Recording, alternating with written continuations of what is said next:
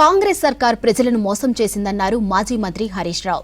BRS లేకుండా తెలంగాణ రాష్ట్రాన్ని ఊహించలేమన్నారు. ఇక సిద్దిపేట జిల్లా హౌసింగ్ బోర్డు కమాన్ దగ్గర బీఆర్ఎస్ ఆవిర్భావ దినోత్సవం సందర్భంగా పార్టీ జెండాను ఆవిష్కరించారు.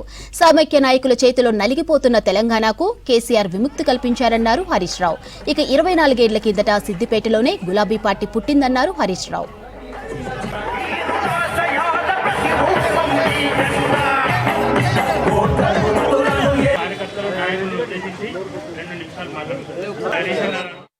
అభివృద్ధి పథంలో నడిపి దేశానికి దిక్సూచిగా నిలిపిన పార్టీ మన బీఆర్ఎస్ పార్టీ.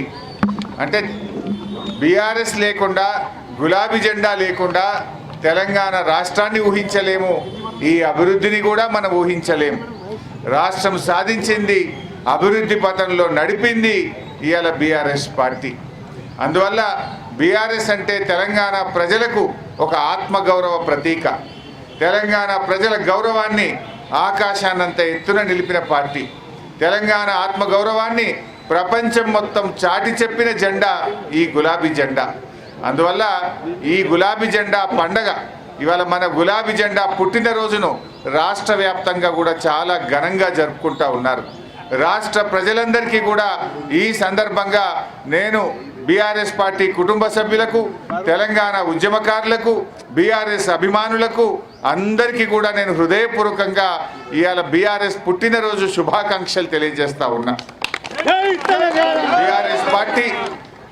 మన బీఆర్ఎస్ పార్టీ ఆనాడు ఉద్యమ పార్టీగా ఉన్న, అధికారంలో ఉన్న, ప్రతిపక్షంలో ఉన్న మనదెప్పుడూ ప్రజల పక్షమే.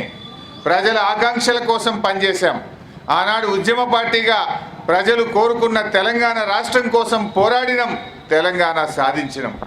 అధికారంలో ఉంటే అనేక సంక్షేమ కార్యక్రమాలు, 200 పెన్షన్లు 2000 చేసింది బీఆర్ఎస్ పార్టీ. ఆడపిల్ల పెళ్లికి కళ్యాణ లక్ష్మి అందించింది బీఆర్ఎస్ పార్టీ.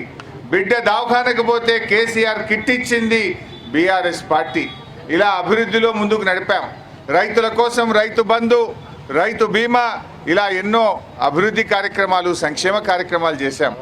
అక్క చెల్లెళ్ళ తాగునీటి సమస్యలు పరిష్కారం చేశాం. సాగునీరు అందించాం. బంగారం లాంటి పంటలు పండే విధంగా ఈ తెలంగాణ